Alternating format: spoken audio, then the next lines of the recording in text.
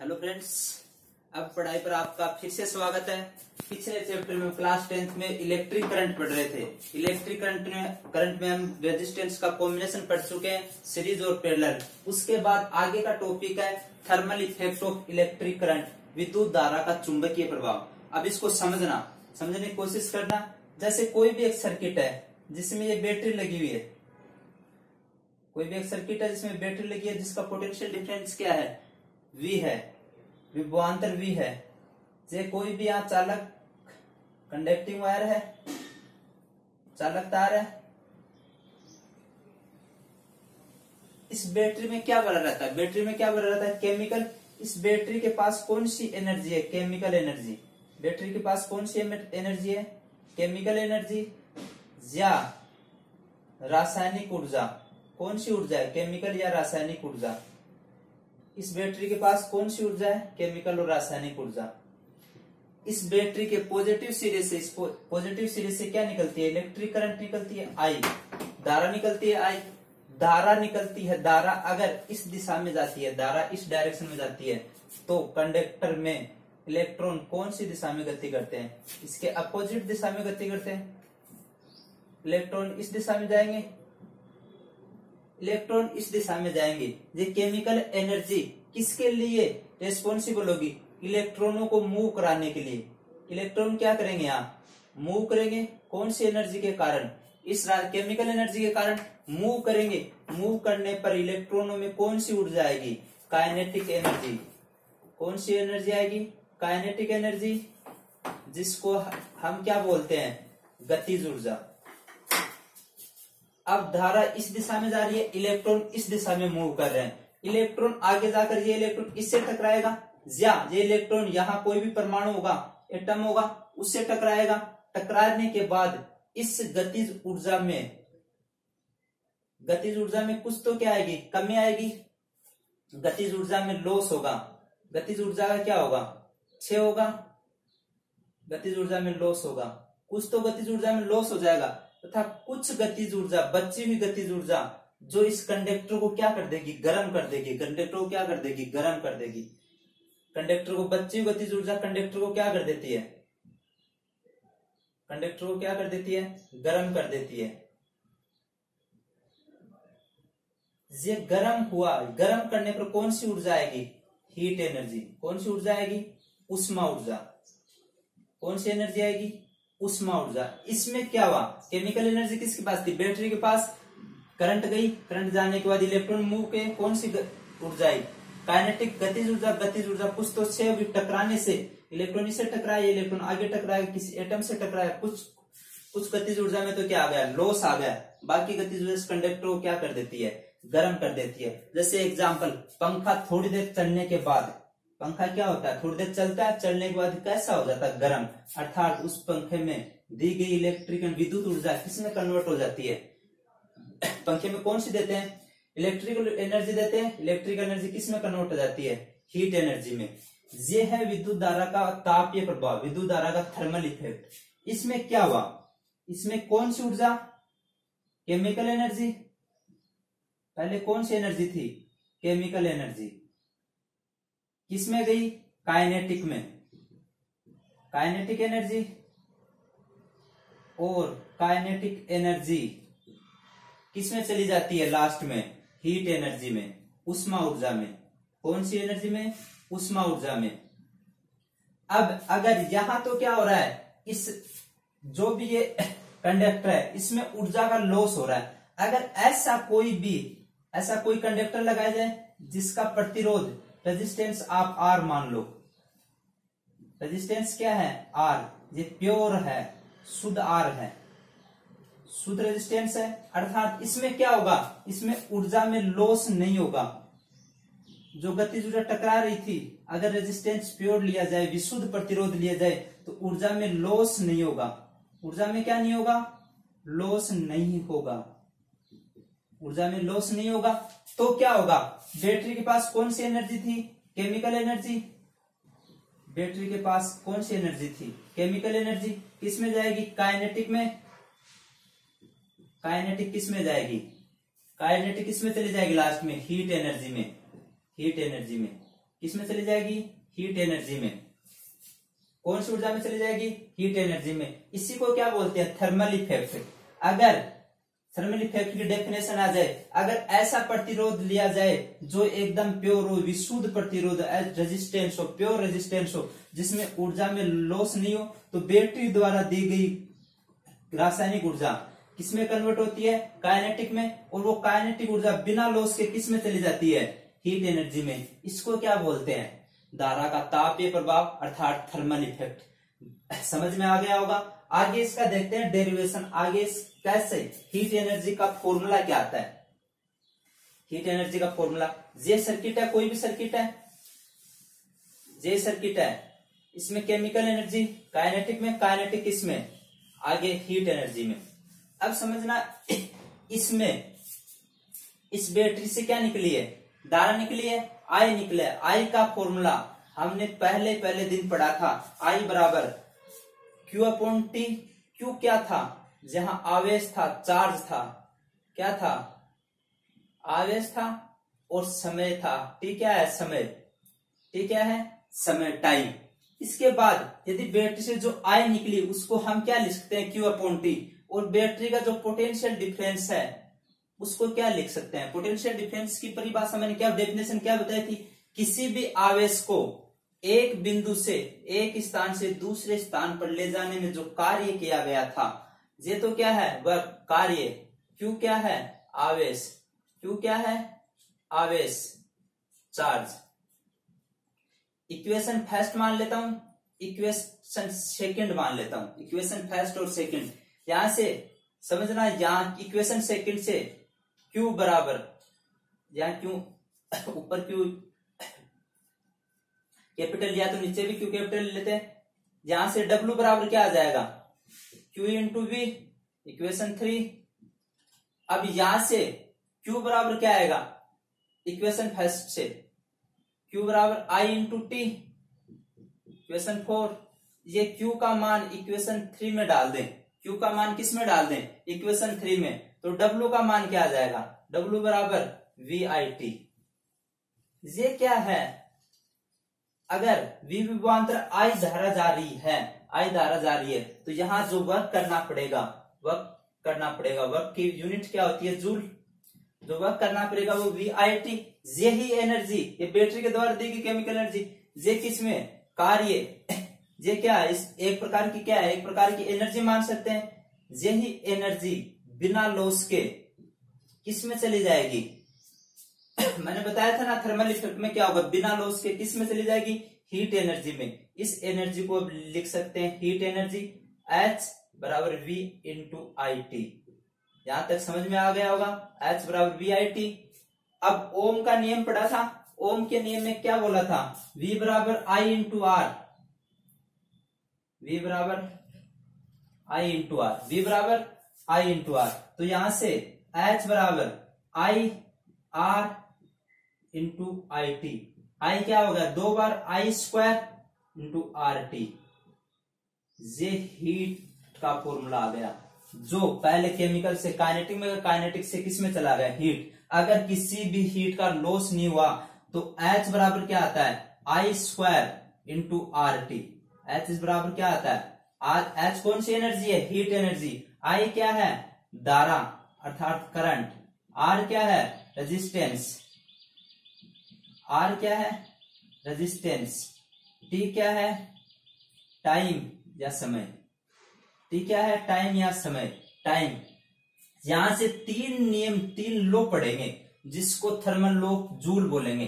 Thermal law joule. पहला यहां से मैं क्या लिख सकता हूं? H डायरेक्टली प्रोपोर्शनल है करंट के स्क्वायर के। यहां से H किसके प्रोपोर्शनल है? आई स्क्वायर के। दूसरा H किसके प्रोपोर्शनल है? आर के। दूसरा H किसके प्रोपोर्शनल है? आर के। तीसरा H किसके प्रोपोर्शनल है? टी के। इन तीनों नियम को थर्मल लॉ ऑफ जूल बोलते हैं। जूल के तापन नियम, थर्मल लॉ ऑफ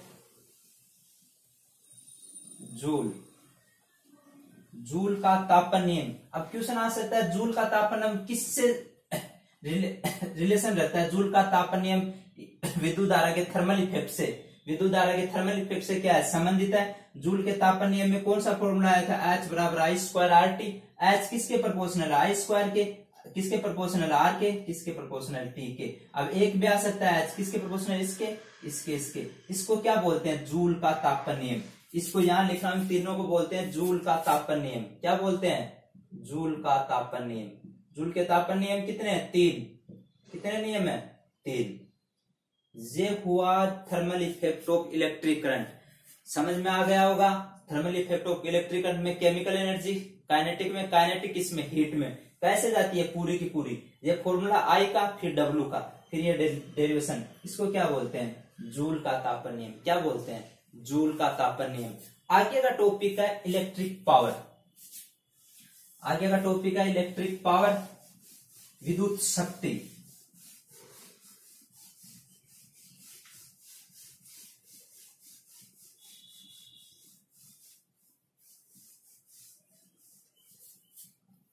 आगे का टॉपिक है इलेक्ट्रिक पावर। समझना इलेक्ट्रिक पावर क्या है। इलेक्ट्रिक पावर, इसको बोलते हैं विद्युत शक्ति।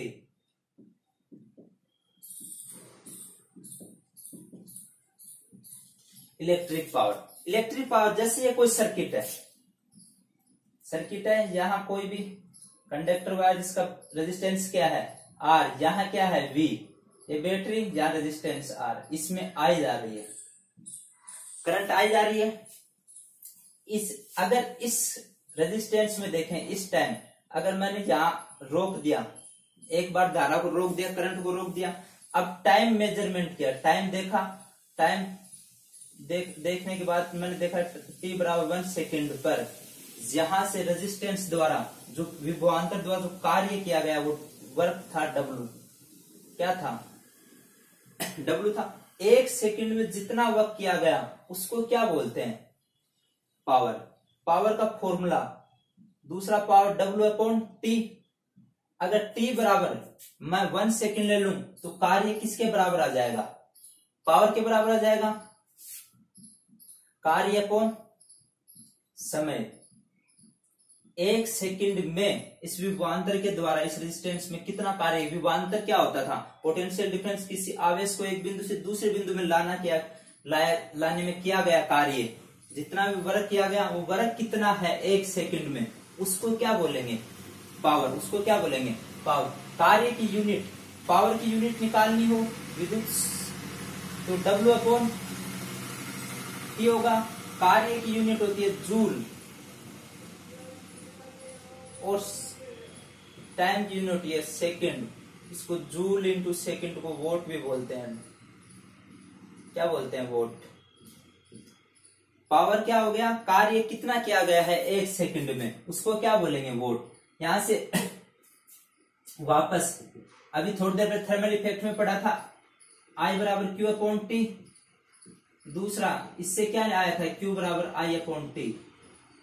W बराबर Q इंटू वी, Q बराबर IT रखने से यहां से आया था W बराबर VIT। W बराबर क्या आया था, VIT। W बराबर क्या आ गया, तो पावर बराबर W की जगह क्या रख सकता हूं मैं, यहां से W की जगह VIT/T।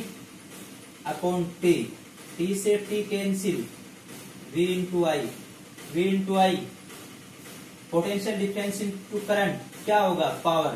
पावर बराबर V इंटू आई, या V बराबर I, किसका नियम, ओम्स लो, ओम के नियम से। यहां से V की जगह IR इंटू आई, इससे क्या होगा, P बराबर VI इंटू आई स्क्वायर इंटू R। P के 2 फॉर्मूले आ गए। पहला फॉर्मूला P बराबर W/T, ये तो डेफिनेशन से आया। डेफिनेशन के बाद सोल्व करने पर P बराबर V इंटू आई, T बराबर आई स्क्वायर इंटू R। आई क्या है, करंट, R क्या है, रेजिस्टेंस, I क्या है, करंट, V क्या पोटेंशियल डिफरेंस, I क्या है, करंट। यहां से P का जो यूनिट आई थी वो वोट। वो क्या है, छोटी इकाई है, छोटी स्मॉलेस्ट यूनिट है। अगर इसको बढ़ाया जाए तो इसको क्या बोल सकते हैं, किलोवोट भी बोल सकते हैं। किलोवोट का मतलब 10 की पावर 3 वोट। मेगावोट भी बोल सकते हैं, MW 10 की पावर 6 वोट। एक हॉर्स पावर भी बोल सकते हैं, ये याद रखना है। एक हॉर्स पावर, एक अश्व शक्ति बराबर 746 वोल्ट होते हैं। एक अश्व शक्ति या 1 हॉर्स पावर बराबर 746 वोल्ट होते हैं। ये तो आ गई विद्युत शक्ति। क्या आ गई? विद्युत शक्ति। विद्युत शक्ति का कार्य मात्रा क्या था? वाट इंटू सेकेंड। वाट इंटू सेकेंड। यहां से दूसरा फॉर्मूला आ गया, यहां से 1 HP बराबर 746 वोल्ट आ गया। आगे का टॉपिक इससे मिलता जुलता ही है। आगे का टॉपिक इसी से मिलता जुलता है। जो यहाँ पावर लिखी हुई है, यहां से मैं पावर के फॉर्मूले यहाँ उस साइड लिख रहा हूं। यहां से जो पावर का पहला फॉर्मूला क्या था? W/T जूल अपॉन सेकेंड, जिसको क्या बोल सकते हैं? वोल्ट। P बराबर VI बराबर I² इंटू R। ये तो पावर होगी। अब है विद्युत एनर्जी। अब यहां समझना, इलेक्ट्रिक एनर्जी। विद्युत एनर्जी क्या है? इलेक्ट्रिक एनर्जी, विद्युत ऊर्जा। कार्य भी एक प्रकार की क्या है? ऊर्जा। कार्य भी एक प्रकार का क्या है? क्यों? कार्य का यूनिट भी क्या होता है? जूल। ऊर्जा का यूनिट भी क्या होता है? जूल। कार्य, यहां से अगर मैं जूल निकालूं यहां से, तो जूल को इससे मल्टीप्लाई करेंगे, वाट इंटू सेकेंड। अगर जूल निकालूं, जूल बराबर वोट इंटू सेकेंड। जूल किसकी इकाई होती है? एनर्जी की। किसकी इकाई होती है? एनर्जी की। ये किसकी होती है? पावर की। ये किसकी होती है? टाइम की। यहीं से एनर्जी की डेफिनेशन। अगर पावर, विद्युत इलेक्ट्रिक पावर और समय को गुणा कर दिया जाए, समय को मल्टीप्लाई कर दिया जाए, तो क्या प्राप्त होगी? एनर्जी। क्या प्राप्त होगी? एनर्जी। यहां से एनर्जी बराबर क्या हो गया? Vote into second. ये क्या है? जूल। ये क्या है? जूल। अगर शक्ति को समय से गुणा कर दिया जाए तो क्या प्राप्त होगी? एनर्जी। यहां से जो जूल आ रहा है, ये एनर्जी का क्या है? यूनिट है। वाट इंटू सेकेंड किसका यूनिट है? एनर्जी का। वाट इंटू सेकेंड भी किसका आ गया? क्योंकि जूल के बराबर है। अब इस एनर्जी का जो कॉमर्शियल यूनिट है, समझना, एनर्जी का कॉमर्शियल यूनिट, व्यवसायिक मात्रक, व्यवसायिक मात्रक वो होता है kilowatt into hour. Kilowatt into hour, kilowatt into घंटा, किलोवाट गुणा। अब हमारे पास तो क्या दे रखा है? Watt into second. अब ये तो क्या है? 1 किलोवाट घंटे को जो घर पे यूनिट आती है उसको 1 यूनिट बोलते हैं। 1 किलोवाट आवर को ही, 1 किलोवाट आवर को क्या बोलते हैं? 1 यूनिट। घर पे अर्थात जो भी बिजली यूज करते हैं, लाइट यूज करते हैं, वो क्या? लाइट एनर्जी के रूप में। कौन से रूप में? न कि पावर के रूप में, एनर्जी के रूप में। किलोवाट इंटू घंटा। अब कई बार क्वेश्चन आता है किलोवाट इंटू घंटा, जूल के बराबर कितना होगा? जूल में कितना होगा? जूल में क्या है? Watt into second. यहां से 1 किलो का मतलब 10⁻³ आवर, और हमको लेना है सेकेंड में। 1 आवर बराबर 60 मिनट। 60 मिनट इंटू 60 सेकेंड, ये क्या हो गया? Watt into second. W into second, इसको क्या बोल सकते हैं? अब देखना, 10⁻³ into 36 into 10⁻², watt into second, ये क्या होगा? 36 इंटू 10⁻, वाट इंटू सेकेंड।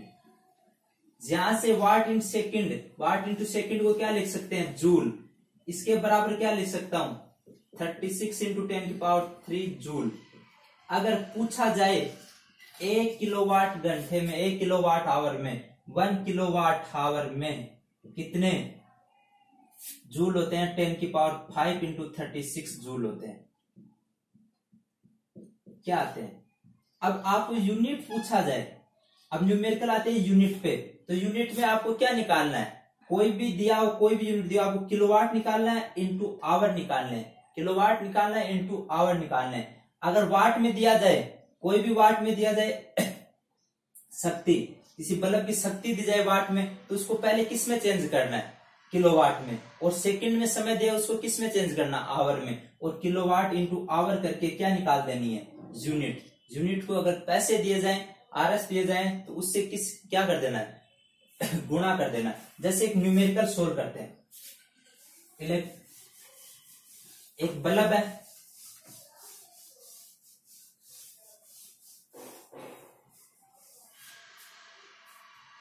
एक बल्ब है, दो बल्ब है, सपोज करो दो क्या है बल्ब, वो 100 वाट की क्या यूज करते हैं, पावर। 100 वाट की क्या यूज करते हैं, पावर। प्रतिदिन एवरी डे वो 8 आवर्स जलते हैं, 8 आवर्स जलते हैं। तो एक मंथ का मतलब 30 दिन में कितनी यूनिट आएंगी, एक मंथ में यूनिटों की संख्या निकालनी है, यूनिट्स क्या निकालनी है, यूनिट्स। अब यूनिट्स का सीधा सीधा मतलब क्या था, ऊर्जा, 1 किलोवाट इंटू आवर। अब आवर तो दे रखा है, आवर कितने दे रखे हैं, 8 आवर। आवर कितने दे रखे हैं, 8 आवर। 100 वोट दे रखे हैं, 100 वोट को किस में चेंज करना है, पहले किलोवाट में। तो समझना 100 वोट किसका भाग देंगे, किलोवाट में, 1000 का, इंटू 8 आवर किसके हो गए, इसके हो गए, किलोवाट इंटू घंटा। लेकिन ये तो एक बल्ब के आए, दो बल्ब के कितने आएंगे, इतने, एक दिन के, और 30 दिन के कितने आएंगे, इतने। इसको सोल्व करना, 1 से 1, 8 दूनी 16, 16 3 48, 48 यूनिट। अब आगे क्वेश्चन में दिया जा सकता है, एक यूनिट के 8 आरएस लगते हैं, 8 रुपीज लगते हैं। अगर क्वेश्चन में दिया जाए 8 रुपए लगते हैं, तो 48 के कितने लगेंगे, 48 इंटू 8, ये आरएस में आ जाएंगे। लेकिन याद रखना, बस आपको याद रखना है, यूनिट में क्या आएगा, किलोवाट इंटू आवर। यहां वोट मत कर देना, किलोवाट आएगा, क्या आएगा, किलोवाट। थैंक यू दोस्तों, आज का चैप्टर यहीं खत्म करते हैं, आगे स्टार्ट करेंगे कल। Thank you again.